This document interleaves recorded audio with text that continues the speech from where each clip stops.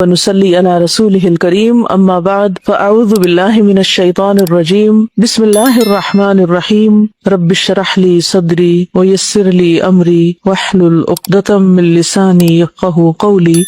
اللہ کے سوا انسان کسی سے نہ ڈرے، کسی سے دعا نہ مانگے، اس سے بڑھ کر کوئی اور محبوب نہ ہو، اسی کی رضا کے لیے ہر کام کیا جائے، اسی کے لیے محبت، اسی کے لیے بغض، اسی کے لیے دینا، اسی کے لیے روکنا ہو، اسی پر بھروسہ ہو، توکل ہو، اعتماد ہو، اسی کی خشیت ہو، یعنی انسان اپنے سارے جذبات اس کے ساتھ وابستہ کر لے، محبت، خشیت، رضا، یقین، رغبت، رہبت، سب اسی کے لیے، اسی کے ساتھ۔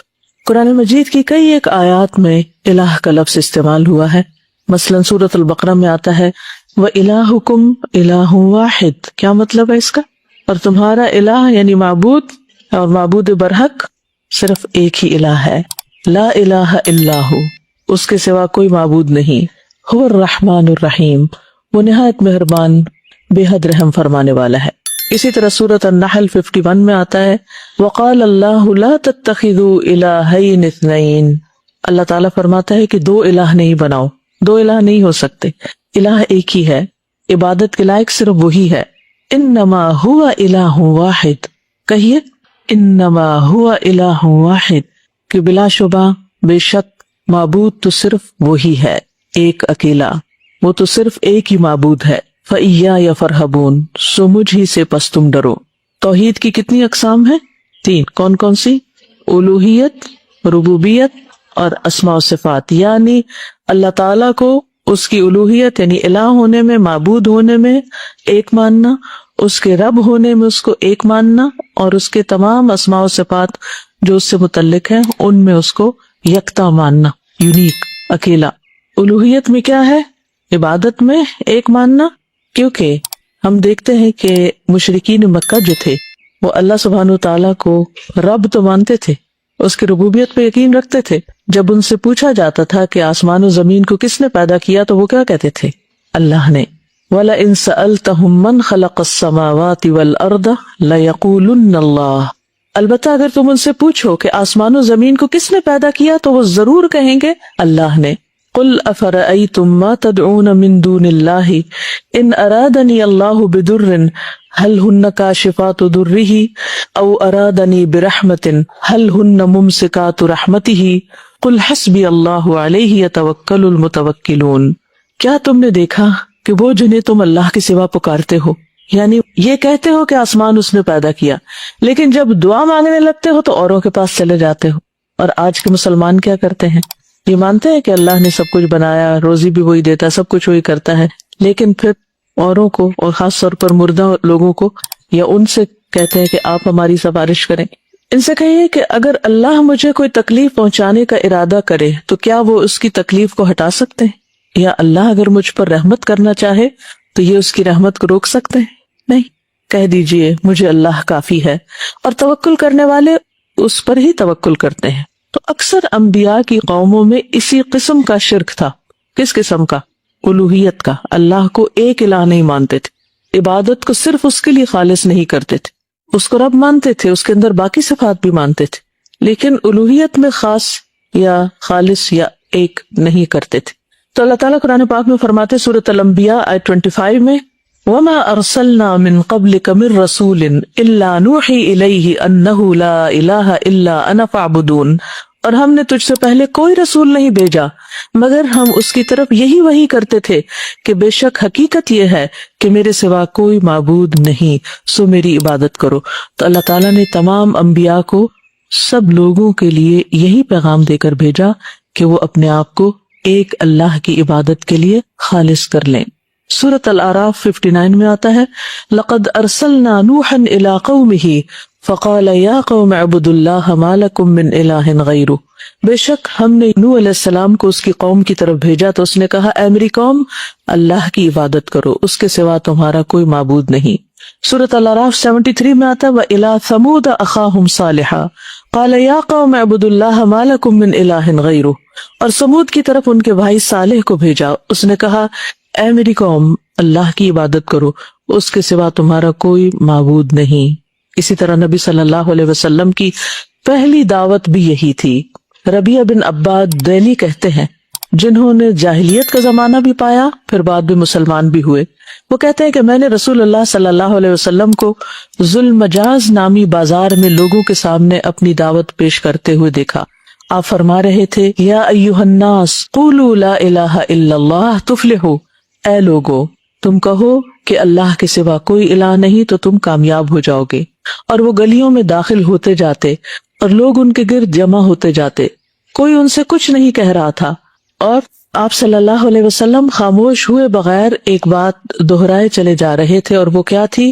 یا ایھا الناس قولوا لا الہ الا اللہ تفلحوا، کہیے یہ آپ کی سب سے پہلی دعوت تھی۔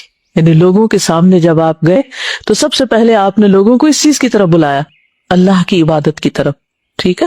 اسی طرح وہ کہتے ہیں کہ نبی صلی اللہ علیہ وسلم نے لوگوں کو ابتدائی اپنی تعلیم دی۔ آپ نے فرمایا، اللہ نے مجھے صلہ رحمی کرنے والا بتوں کو توڑنے کا پیغام دے کر بھیجا ہے، اور یہ کہ اللہ کو ایک ماننا، اس کے ساتھ کسی چیز کو بھی شریک نہ بنانا۔ یعنی ہمیں کیا پیغام دیا گیا ہے کہ ہم اللہ کے ساتھ کسی کو بھی شریک نہ ٹھہرائیں۔ سب سے پہلے اسی چیز کی دوسروں کو دعوت دینا۔ نبی صلی اللہ علیہ وسلم نے جب معاذ بن جبل کو یمن کا حکمران بنا کر بھیجا تھا تو اس وقت فرمایا کہ تم اہل کتاب کے پاس جا رہے ہو، سب سے پہلے تم نے انہیں اللہ کی عبادت کی دعوت دینی ہے۔ تو دین کی طرف کسی کو بلانے کا مقصد کیا ہوتا ہے کہ وہ کیا کرے؟ دین ہے کیا پھر؟ ایک اللہ کی عبادت، بندوں کو اللہ سے جوڑنا، بندوں کو اللہ تعالی کی محبت دینا، بندوں کو اللہ کی عبادت کا سبق دینا۔ جس مقصد کے لیے اللہ نے بندوں کو پیدا کیا ہے وہ کیا ہے؟ وما خلقت الجن والانس الا لیعبدون۔ تو اس مقصد کی یاد دہانی کرانا۔ تو ہم میں سے ہر ایک کو سوچنا چاہیے، اپنے لیے بھی اور دوسروں کے لیے بھی، کہ ہمیں اس دنیا میں کیوں بھیجا گیا ہے۔ چند لمحوں کے لیے رک کے سوچیں کہ میں اس زمین پر کیوں ہوں۔ میرے ہر روز صبح اٹھنے، اللہ کی نعمتوں کو استعمال کرنے، اور پھر دن بھر چلتے پھرتے مختلف کام کرنے کے بعد رات کو سو جانے کا، اور زندگی کے ایک ایک دن کے گزارنے کا مقصد کیا ہے؟ یعنی صبح ہوتی ہے، شام ہوتی ہے، یوں ہی زندگی تمام ہوتی ہے۔ تو اس زندگی میں مجھے کرنا کیا ہے؟ میں کیوں ہوں یہاں پر؟ سب سے اہم ترین کام کیا ہے؟ وہ کون سی چیز ہے جس کے بارے میں مجھ سے واپسی پہ پوچھا جائے گا؟ جب میں اس دنیا سے واپس جاؤں گی تو مجھ سے کیا سوال کیا جائے گا؟ تو میری سب سے بڑی، سب سے اہم ترین ذمہ داری کیا ہے؟ میں یہاں کیوں آئی ہوں؟ اور یہ سارے لوگ جو دنیا میں ہیں، انہیں سب سے اہم ترین کون سا کام کرنا ہے؟ کون سی ایسی چیز ہے کہ جس کے بغیر گزارا نہیں، جس کے بغیر کامیابی ممکن نہیں؟ تو یہ نقطہ، یہ سوال، یہ بات، یہ سوچ ہماری زندگی میں سب سے زیادہ ڈومیننٹ ہونی چاہیے کہ مجھے یہاں اس دنیا میں اللہ کی عبادت کے لیے بھیجا گیا ہے، اور اس کے لیے ہی مجھے علم حاصل کرنا ہے، اور صحیح طریقے پر اللہ تعالیٰ کی عبادت کرنی ہے۔ اور پھر جب اللہ کے سامنے میں حاضر ہوں تو میرے ہاتھ میں کچھ ہو اللہ کو راضی کرنے کے لیے۔ اب تھوڑے سا ہم عبادت کے بارے میں بھی جانتے ہیں۔ عبادت کا لفظ قرآن مجید میں مختلف جگہ پر مختلف طریقوں سے استعمال ہوا ہے، اور بچپن سے ہم عبادت کا لفظ سنتے چلے آئے ہیں۔ لیکن عبادت ہے کیا؟ عبادت ایسا جامع اسم ہے، ایک ورڈ ہے جو ہر اس کام کے لیے بولا جاتا ہے جس سے اللہ محبت کرتا ہے اور اسے پسند کرتا ہے۔ یعنی ہر وہ کام کرنا جس کام سے اللہ تعالیٰ کو محبت ہے، جو اللہ تعالیٰ پسند کرتا ہے، چاہے وہ اقوال ہوں، باتیں ہوں، چاہے وہ ظاہری اعمال ہوں، چاہے وہ دل کے اعمال ہوں، باطنی اعمال ہوں۔ تو عبادت کیا ہوئی؟ ہر وہ کام جس سے اللہ تعالیٰ محبت کرتا ہے، جو اللہ تعالیٰ پسند کرتا ہے، چاہے وہ اقوال ہوں، چاہے وہ اعمال ہوں، ظاہری یا باطنی۔ امام ابن تیمیہ کہتے ہیں کہ اللہ کی عبادت کے لیے 2 اصول ضروری ہیں۔ نمبر 1، الاخلاص، اخلاص الدین لہ، وما امروا الا لیعبدوا اللہ مخلصین لہ الدین، مخلصین لہ الدین، کہ اسی کے لیے عبادت کو خالص کیا جائے۔ یعنی عبادت کے لیے سب سے اہم بات کیا ہے؟ اخلاص، کہ اللہ کے لیے عبادت کی جائے۔ یعنی جو بھی ہم کام کریں وہ اللہ کی پسند کا ہو، لیکن اللہ ہی کو خوش کرنے کے لیے بھی ہو۔ اور دوسری چیز وہ عبادت اس حکم کے موافق ہو جس حکم کے ساتھ اس نے اپنے رسولوں کو بھیجا ہے، یعنی وہ رسول اللہ صلی اللہ علیہ وسلم کے بتائے ہوئے طریقے کے مطابق ہو، اللہ کے لیے خالص ہو اور رسول صلی اللہ علیہ وسلم کی سنت کے مطابق ہو، آپ کے طریقے کے مطابق ہو۔ یہ دو اہم اصول ہیں عبادت کے لیے۔ پھر عبادت کے ارکان ہیں کچھ، اور وہ 3 ہیں۔ عبادت کے 3 ارکان: نمبر 1 غایت الحب، نمبر 2 غایت الخوف، نمبر 3 غایت الرجاء۔ حب محبت، خوف رجا امید، یعنی محبت میں یہ 3 اہم بنیادی چیزیں پائی جاتی ہیں۔ سب سے پہلے غایت الحب، انتہائی محبت۔ غایت الحب کا کیا مطلب؟ محبت کی انتہائی محبت۔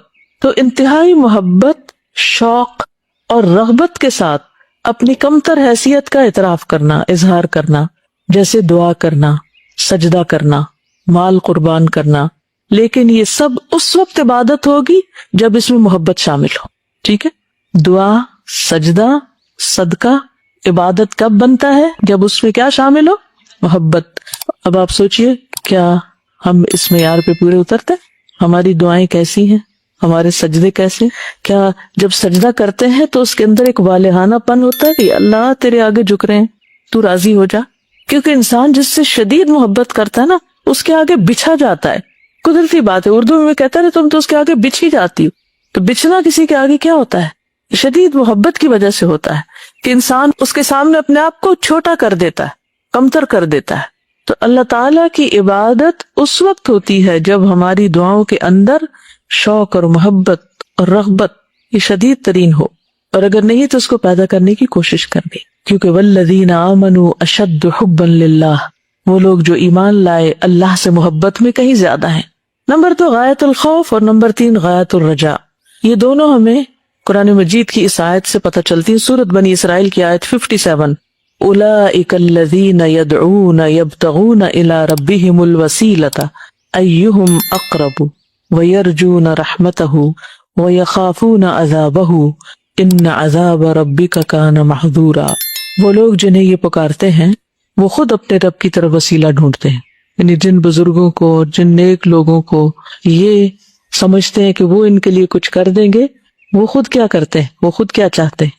وہ خود اس بات کی کوشش میں کہ وہ اپنے رب کے زیادہ قریب کیسے ہو سکیں، اور وہ اس کی رحمت کی امید رکھتے ہیں اور اس کے عذاب سے ڈرتے ہیں۔ تو غایت الخوف بھی ہے اور غایت الرجاء بھی ہے۔ بے شک تیرے رب کا عذاب وہ ہے جس سے ہمیشہ ڈرا جاتا ہے۔ پھر عبادت کی اقسام۔ عبادت کی وہ اقسام جن کا اللہ نے حکم دیا ہے وہ ہیں اسلام، ایمان، احسان، اور اسی میں سے ہے دعا کرنا، خوف کھانا، امید کرنا، توکل کرنا، رغبت کرنا، رہبت ڈرنا، انکساری اور عاجزی کرنا، خشیت اور انابت، مدد چاہنا، پناہ چاہنا، مدد مانگنا، ذبح کرنا، نظر ماننا، اور اس کے علاوہ بھی دیگر اقسام جس کا اللہ تعالیٰ نے ہمیں حکم دیا ہے کہ سب کچھ اللہ ہی کے لیے ہو۔ تو عبادت کی کوئی بھی قسم غیر اللہ کے لیے جائز نہیں، کسی اور کے لیے نہیں، اور جو ایسا کرے اللہ کے ساتھ کسی اور کو اس میں شریک کر لے تو وہ ایک طرح سے شرک کر رہا ہوتا ہے، خواہ وہ اللہ تعالیٰ کے خالق، مالک، رب ہونے کا اقرار ہی کیوں نہ کر رہا ہو۔ قرآن مجید میں اللہ تعالیٰ فرماتے ہیں سورۃ النساء آیت نمبر 36 میں، وَاعْبُدُوا اللَّهَ وَلَا تُشْرِكُوا بِهِ شَيْئًا، اور اللہ کی عبادت کرو اور اس کے ساتھ کسی کو شریک نہ بناؤ۔ وَاعْبُدُوا اللَّهَ وَلَا تُشْرِكُوا بِهِ شَيْئًا، تو اللہ تعالیٰ کیا چاہتا ہے کہ عبادت کیسی ہو؟ اس میں کسی اور کو شریک نہ کیا جائے۔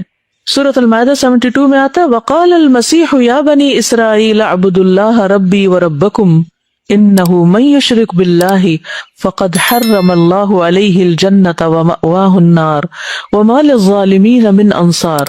جبکہ مسیح علیہ السلام نے یہ کہا تھا کہ اے بنی اسرائیل، اللہ کی عبادت کرو جو میرا بھی رب ہے اور تمہارا بھی، کیونکہ جو شخص اللہ سے شرک کرتا ہے اللہ نے اس پر جنت حرام کر دی ہے اور اس کا ٹھکانہ دوزخ ہے، اور ظالموں کا کوئی بھی مددگار نہ ہوگا۔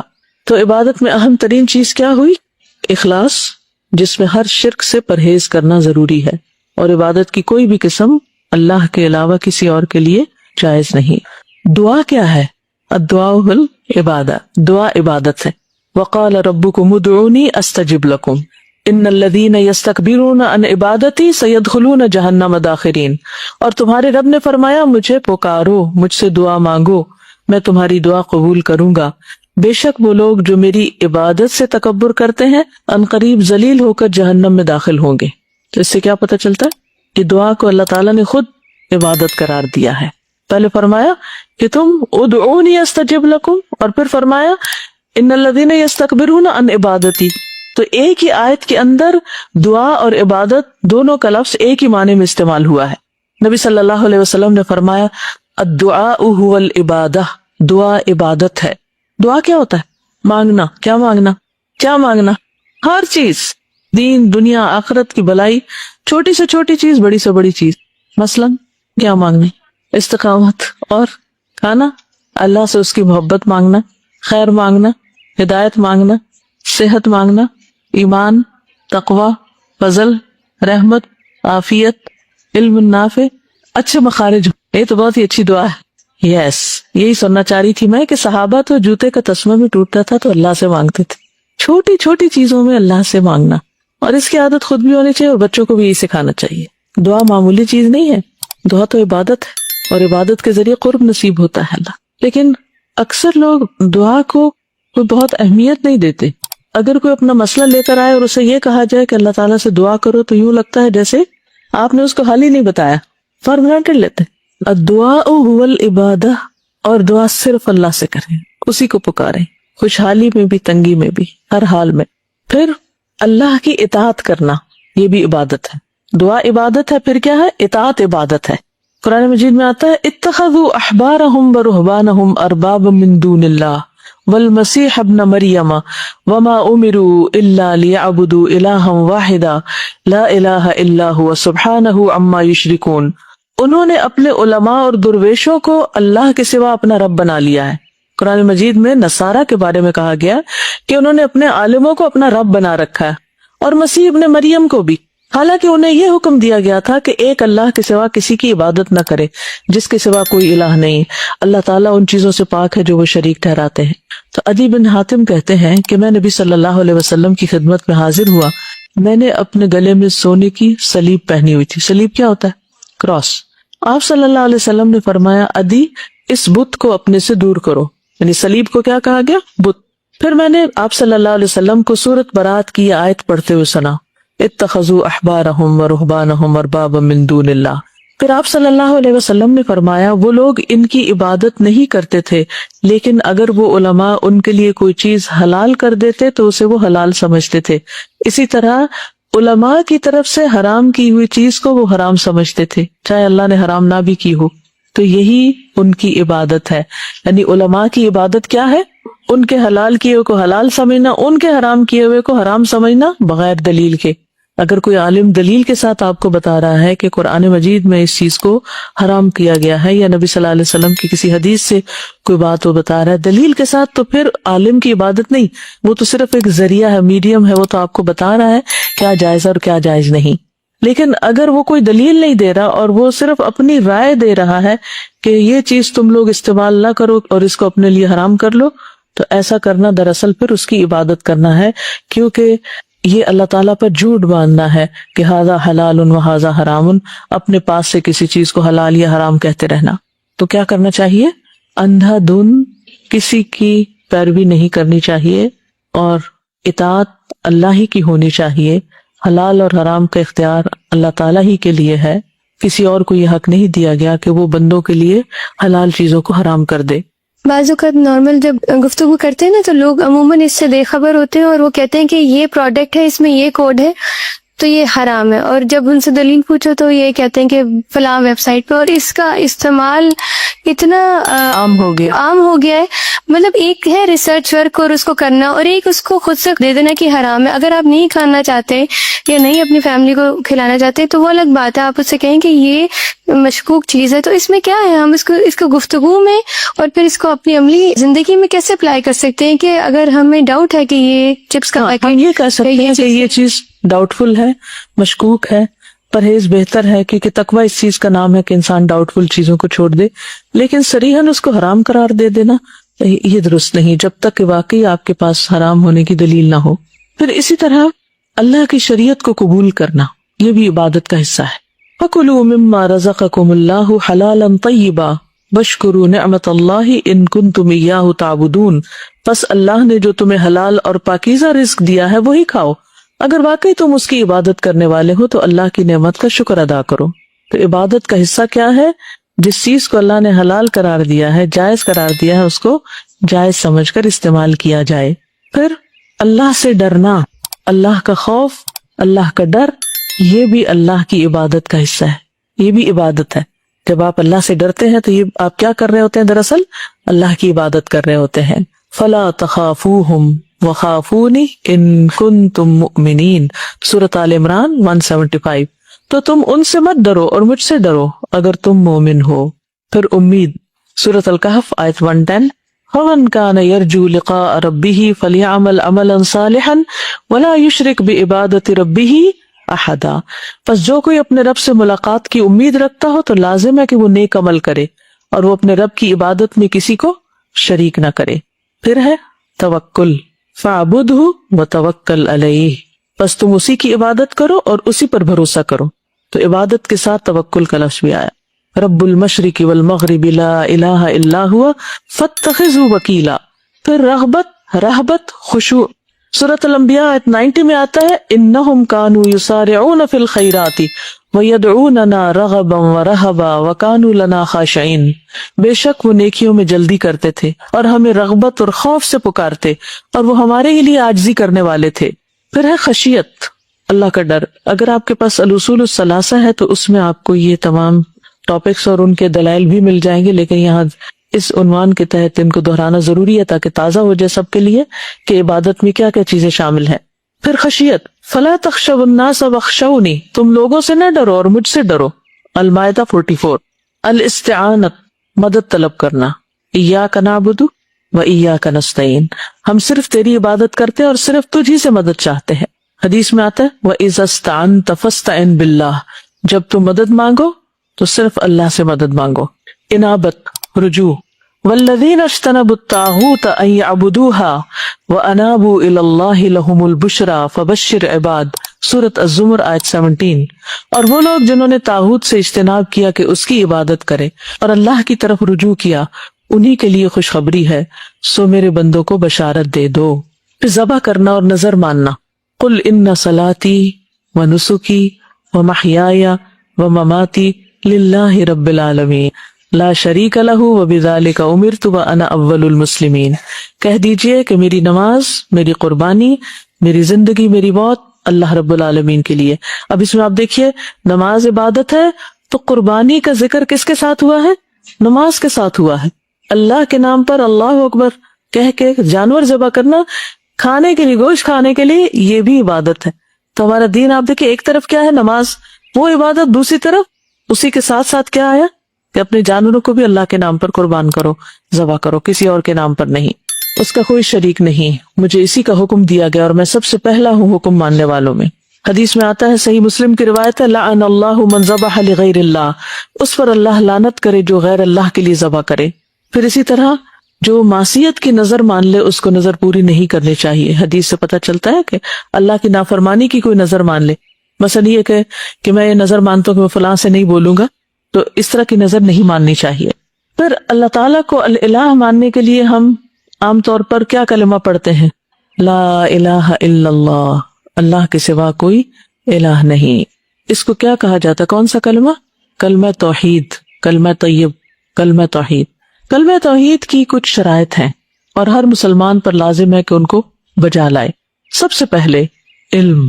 اللہ کو الہ ماننے کے لیے کیا ضروری ہے؟ علم.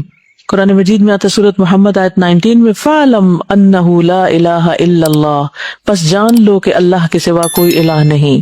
حدیث میں آتا ہے جو شخص اس حال میں فوت ہوا کہ وہ جانتا تھا کہ اللہ کے سوا کوئی الہ نہیں، وہ جنت میں داخل ہوگا.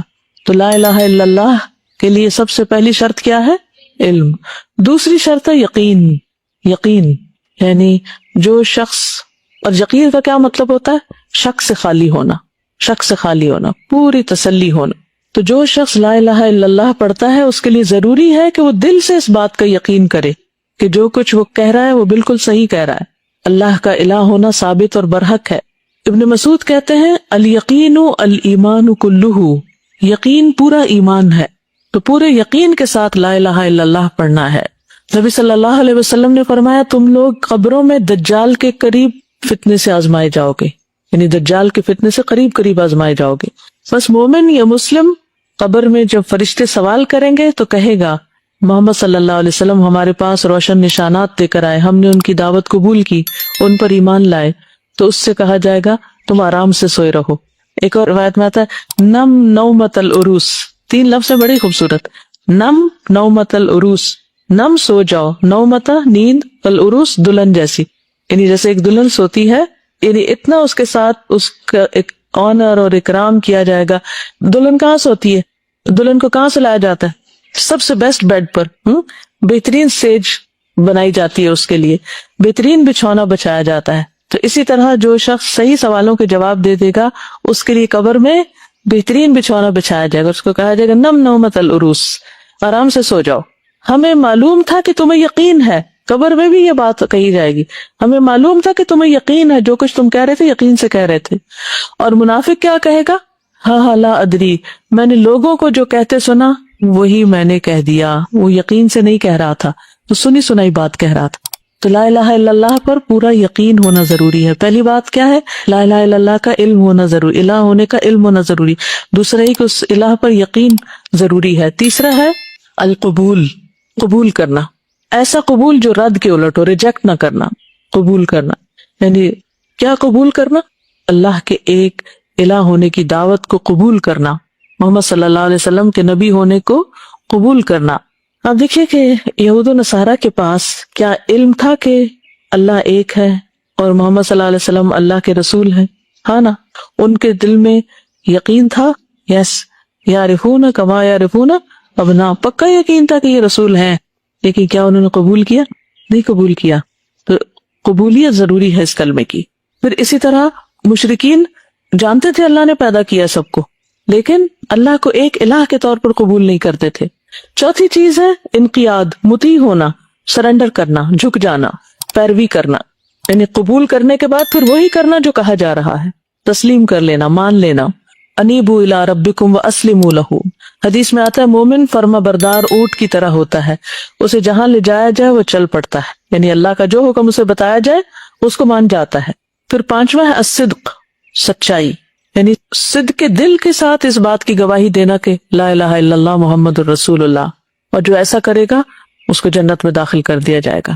پھر ہے اخلاص، فاعبد اللہ مخلصا لہ الدین، ہر طرح کی ریاکاری اور شرک سے پاک اللہ کی عبادت کرنا، اللہ کو الہ ماننا۔ پھر اللہ اور اس کے رسول کے لیے محبت رکھنا۔ پھر آٹھویں چیز ہے اللہ کے سوا جس کی بھی عبادت کی جاتی ہے سب کا انکار کرنا، جیسے لا الہ، اس میں کیا ہے؟ جب ہم کہتے ہیں لا الہ تو کیا کہہ رہے ہوتے ہیں؟ کوئی بھی الہ نہیں، سب کا انکار کر رہے ہیں۔ ہم نے یہ بھی پڑھا تھا کہ وَلِلَّهِ الْأَسْمَاءُ الْحُسْنَى فَادْعُوهُ بِهَا، اللہ کے لیے ہے اچھے اچھے نام، ان ناموں کے ساتھ کیا کرو؟ اس کو پکارو۔ اس میں 2 طرح کی دعا بتائی تھی میں نے، ایک دعائے عبادت اور دوسری دعائے مسئلہ۔ شاباش، شکر یاد ہے۔ تو دعائے عبادت کیا ہے؟ یعنی اللہ کو جب الہ مانیں گے تو پھر اس کے الہ ہونے کا حق ادا کریں گے، یعنی اس کی عبادت کریں گے۔ دعائے عبادت میں خود عبادت ہی شامل ہے۔ وما خلقت الجن والانس الا لیعبدون۔ عبادت کیسی عبادت کرنی چاہیے؟ ان تعبد اللہ کأنک تراہ فإن لم تکن تراہ فإنہ یراک، اللہ کی عبادت ایسے کرو جیسے تم اسے دیکھ رہے ہو، اگر یہ نہ ہو تو یہ خیال رہے کہ وہ تمہیں دیکھ رہا ہے۔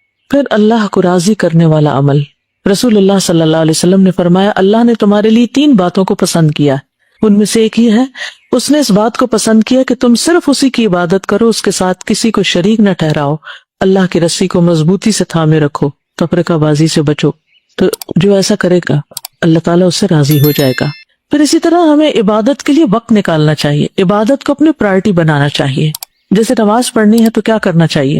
اپنے باقی ٹائم ٹیبل کو اس کے مطابق سیٹ کرنا چاہیے۔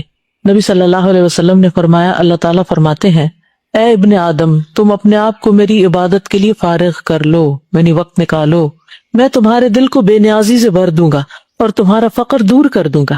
یعنی تم اللہ کے بن جاؤ تو اللہ تعالیٰ تمہاری ساری ضرورتیں پوری کرے گا، تمہاری محتاجی، فقر دور ہو جائے گا.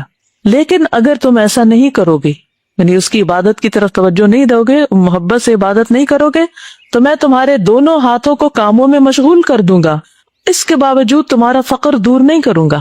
یعنی تم محنت بھی کرو گے، کام بھی کرو گے، لیکن تمہاری ضروریات پوری نہیں ہوگی، تمہاری محتاجی ختم نہیں ہوگی. کیونکہ بعض اوقات ہم یہ بہانہ کرتے ہیں کہ کیا کریں، بہت کام ہے، نماز کے لیے وقت نہیں نکلتا، یا نماز کو آخری وقت میں پڑھتے ہیں، یا بس ٹالنے والی بات کرتے ہیں، اچھا یہ کر لیں وہ کر لیں وہ کر لیں، اور پھر نماز آخر میں اور اس میں اللہ کو پوری طرح یاد بھی نہیں کرتے، ڈھنگ سے دعا بھی نہیں مانگتے، تو پھر کیا ہوتا ہے؟ کوئی کام بھی نہیں ہوتا، ہر چیز بے برکتی ہو جاتی. آپ اس کا تجربہ کر کے دیکھ لیں، نمازوں کو اپنے صحیح وقت پر ادا کریں، تسلی اور توجہ سے ادا کریں، اور پھر دیکھیں باقی کام ہوتے ہیں کہ نہیں ہوتے. لیکن جب ہماری پرائرٹی سارے کام ہو جاتے ہیں کہ سارے کام کر کے کہیں نماز کو بھی فٹ کر لیں، پھر بے برکتی ہی بے برکتی. تو اگر آج کے اس نام کے بعد آپ کی عبادت آپ کی پرائرٹی ہو جاتی ہے اور اس کو آپ کسی قیمت پہ نہیں چھوڑتے، اللہ یہ کہ کوئی کبھی انسان بیمار ہوتا ہے، سفر پہ ہوتا ہے، کوئی مجبوری ہو جاتی ہے، کوئی ایسا پریشر آ جاتا ہے، وہ الگ بات ہے. لیکن ایک زندگی کی عادت ہی بنا لینا کہ نمازیں سب سے آخر میں، عبادت سب سے بعد میں، بس کسی وقت کر لیں گے. شادی اٹینڈ کرنے گئے ہیں تو سارا فوکس کس پہ ہے؟ کپڑوں پہ، میک اپ پہ، باقی سب چیزوں پہ. نماز کے بس وہ 2 ٹوکرے ایک طرف ہو کے مار لیں گے. شادی کے دن بھی اگر کوئی اپنی تسلی کے ساتھ نماز ادا کرتا ہے تو وہ ہے اللہ کا بندہ جو سب سے زیادہ اللہ سے محبت کرتا ہے. اور پھر شادی کے بعد فجر کی نماز جو مرد مسجد میں پڑھتا ہے وہ واقعی اللہ کا بندہ ہے، وہ واقعی اللہ کی عبادت کرنے والا ہے. عبادت کے بارے میں قبر میں بھی سوال ہوگا نا. ایک سوال میں آتا ہے کہ ما کنت تعبد، تم کس کی عبادت کرتے تھے؟ تو مومن کیا جواب دیتا ہے؟ کنت اعبد اللہ، میں اللہ کی عبادت کرتا تھا. قیامت کے دن عبادت کے لحاظ سے گروہ بندی ہوگی، جہاں امتحان المومنین ہوگا. آپ نے عقیدہ واسطیہ میں پڑھا کہ جب اللہ تعالیٰ آئیں گے اس شکل کے علاوہ جس میں لوگ اس کو پہچان نہیں پائیں گے، تو پوچھیں گے تم کس کا انتظار کر رہے ہو؟ کہیں گے ہم اپنے رب کا انتظار کر رہے ہیں. پھر اس وقت اللہ تعالیٰ اپنی پنڈلی دکھائیں گے تو سب کیا کریں گے؟ سجدے میں گر جائیں گے. کون نہیں گر پائے گا؟ جو دنیا میں سجدہ نہیں کرتا تھا. اکڑ جائے گی اس کی کمر اور پیچھے گر جائے گا. اس کے برعکس عبادت گزار عرش کے سائے تلے ہوں گے. حدیث میں آتا ہے نبی صلی اللہ علیہ وسلم نے فرمایا 7 قسم کے آدمیوں کو اللہ تعالیٰ اس دن اپنے عرش کے سائے میں جگہ عطا فرمائے گا جس دن اس کے سائے کے علاوہ کہیں سایہ نہ ہوگا. ان میں سے ایک وہ نوجوان جس کی جوانی عبادت میں گزری، جو اپنے رب کی عبادت میں پرورش پاتا رہا. ایک اور حدیث میں آتا ہے، مسند احمد کی حدیث ہے، نبی صلی اللہ علیہ وسلم نے فرمایا جو شخص اللہ کی عبادت اس طرح کرے کہ اس کے ساتھ کسی کو شریک نہ ٹھہرائے، نماز قائم کرے، زکوٰۃ ادا کرے، بات سنے اور مانے، تو اللہ تعالیٰ اسے جنت کے 8 دروازوں میں سے داخل ہونے کا اختیار دے دے گا کہ جو پسند ہے اس میں سے اندر چلے جاؤ. پھر اسی طرح عبادت میں اخلاص، یعنی صرف اللہ کے لیے عبادت کرنا ضروری ہے اور اس میں کسی قسم کا دکھاوا نہ ہو. وَيْلٌ لِّلْمُصَلِّينَ الَّذِينَ هُمْ عَنْ صَلَاتِهِمْ سَاهُونَ الَّذِينَ هُمْ يُرَاؤُونَ. ان نمازیوں کے لیے کیا ہے؟ ہلاکت، جو دکھاوا کرتے ہیں. تو عبادت میں دکھاوا نہیں ہونا چاہیے. عبادت اللہ کا حق ہے، بس اسی کے لیے کرنی چاہیے. نبی صلی اللہ علیہ وسلم نے فرمایا بے شک اللہ تعالیٰ فرماتا ہے لوگوں اپنے اعمال کو اللہ کے لیے خالص کرو، کیونکہ اللہ تعالیٰ خالص عمل ہی کو قبول کرتا ہے. ایک اور حدیث میں آتا ہے اللہ تعالیٰ صرف وہ عمل قبول کرتا ہے جو خالص اس کی رضا کے لیے ہو اور اس کے کرنے سے صرف اسی کی رضا مقصود ہو. اور جو دوسروں کے لیے عبادت کرتے ہیں ان کو قیامت کے دن کیا کہا جائے گا کہ اس عبادت کا بدلہ اور صلہ اجر کس سے مانگو؟ جن کے لیے تم عبادت کرتے تھے ان کے پاس جاؤ، اللہ کے ہاں اس کی جزا نہیں ہے. پھر دوسری ہے دعائے مسئلہ، اللہ اسم کے وسیلے سے دعا کرنا. قرآنی آیات میں سے، قرآنی دعاؤں میں سے کوئی دعا بتائیے جس میں الہ کا لفظ آیا ہو. لا الہ الا انت سبحانک انی کنت من الظالمین. اس دعا کی خاص خوبی کیا ہے؟ یہ دعا کس سے نجات دیتی ہے؟ غم سے. یس، رنج و غم سے نجات دیتی ہے. اور پھر حدیث میں یہ بھی آتا ہے کہ جو مسلمان اس دعا کے ذریعے اللہ تعالیٰ سے کوئی چیز مانگتا ہے اللہ تعالیٰ اس کا سوال پورا کر دیتا ہے. پھر اسی طرح حسبی اللہ لا الہ الا هو علیہ توکلت وہو رب العرش العظیم. پھر اسی طرح الہ کے وسیلے سے پناہ مانگنا، قل اعوذ برب الناس ملک الناس الہ الناس من شر الوسواس الخناس الذی یوسوس فی صدور الناس من الجنۃ والناس. پھر اسی طرح مریض کے لیے جو دعا کی جاتی ہے اس میں بھی آتا ہے کہ اکشف البأس رب الناس الہ الناس، تکلیف دور کر دے اے لوگوں کے رب، اے لوگوں کے معبود۔ کرب کے وقت کی دعا کیا ہے؟ جب انسان بہت بے چین ہو، لا الہ الا اللہ العظیم الحلیم، لا الہ الا اللہ رب العرش العظیم، لا الہ الا اللہ رب السماوات و رب الارض و رب العرش الکریم۔ پھر اسی طرح سید الاستغفار میں بھی آتا ہے اللہم انت ربی لا الہ الا انت خلقتنی وانا عبدک الی آخرہ۔ پھر اسی طرح مرنے والے کو بھی اس کی تلقین کی جاتی ہے، کیا کہا جاتا ہے؟ لقنوا موتاکم لا الہ الا اللہ، مرنے والوں کو لا الہ الا اللہ پڑھنے کی تلقین کرو۔ اور جب کوئی لا الہ الا اللہ کہتا ہے تو اس کا فائدہ بھی بہت ہے، اس کے فضائل بھی بہت ہیں۔ ایمان کی 70 یا 60 سے کچھ اوپر شاخیں ہیں، اور ان میں سے سب سے افضل شاخ کون سی ہے؟ لا الہ الا اللہ۔ بہترین ذکر کس کو کہا گیا؟ لا الہ الا اللہ۔ مصیبتوں سے نجات دلانے والا کلمہ کیا ہے؟ لا الہ الا اللہ۔ نبی صلی اللہ علیہ وسلم نے فرمایا جس نے لا الہ الا اللہ کہا تو ایک دن یہ کلمہ اسے مصائب سے نجات دلائے گا، اس سے پہلے جو ہو چکا وہ ہو چکا۔ اسی طرح جب بندہ خالص دل سے لا الہ الا اللہ کہتا ہے تو آسمان کے دروازے کھول دیے جاتے ہیں، یہاں تک کہ وہ عرش پر پہنچ جاتا ہے، یعنی کلمہ، جب تک انسان کبیرہ گناہوں سے بچتا رہے۔ اسی طرح اللہ کی رحمت پانے کا سبب ہے لا الہ الا اللہ، جان و مال کی حفاظت کا سبب ہے۔ موت کے وقت اس کلمے سے اگر اختتام ہوتا ہے زندگی کا، یعنی مرتے وقت لا الہ الا اللہ پڑھتا ہے انسان، تو کیا ہوگا؟ اس کے لیے آگ حرام ہو جائے گی اور وہ جنت میں داخل ہوگا۔ قبر میں یہ کلمہ کام آئے گا، مسلمان سے جب قبر میں سوال ہوگا اور وہ گواہی دے گا کہ لا الہ الا اللہ، تو اس وقت یثبت اللہ الذین آمنوا بالقول الثابت فی الحیات الدنیا وفی الآخرہ۔ اس کا یہی مطلب ہے کہ اس لا الہ الا اللہ کی وجہ سے اسے اللہ تعالیٰ دنیا میں بھی ثابت قدمی عطا کرے گا اور آخرت میں بھی۔ نبی صلی اللہ علیہ وسلم کی شفاعت بھی اسی کلمے کی وجہ سے ہوگی۔ جو کلمہ گو ہوگا، لا الہ الا اللہ پڑھنے والا ہوگا، اس کو آپ کی شفاعت نصیب ہوگی۔ اور قیامت کے دن کلمے کا وزن کتنا ہوگا لا الہ الا اللہ کا؟ ایک پلڑے میں اگر وہ رکھ دیا جائے دوسرے میں سارے اعمال تو یہ پلڑا جھک جائے۔ اسی کلمے کی وجہ سے لوگوں کو جہنم کی آگ سے نکال لیا جائے گا اور بالآخر انہیں جنت میں پہنچا دیا جائے گا، اور یہ کلمہ آگ پر حرام کر دیتا ہے۔ 3 دفعہ دل سے پڑھیے لا الہ الا اللہ، لا الہ الا اللہ، لا الہ الا اللہ۔ اور وہ جو تسبیح ہے جس میں لا الہ الا اللہ وحدہ لا شریک لہ لہ الملک و لہ الحمد وہو علی کل شیء قدیر، اگر 100 دفعہ کوئی دن میں پڑھے تو کوئی شیطان ایسے انسان کے جن انسان کے اندر داخل نہیں ہو سکتا، اس کو غالب نہیں آ سکتا۔ ہر طرح کے جنات اور شریر چیزوں سے انسان کو پناہ مل جاتی ہے۔ تو اللہ تعالیٰ سے دعا ہے کہ وہ ہمیں صحیح معنوں میں الہ ہونے کو سمجھنے کی توفیق دے، اور ہم حقیقت میں الہ برحق اسی کو سمجھیں، اور اسی پر ہمارا خاتمہ ہو، ہمیں مرتے وقت یہ کلمہ نصیب ہو جس میں لا الہ الا اللہ۔ اوکے، سبحانک اللہم و بحمدک، اشہد ان لا الہ الا انت، استغفرک و اتوب الیک۔ السلام علیکم و رحمۃ اللہ وبرکاتہ۔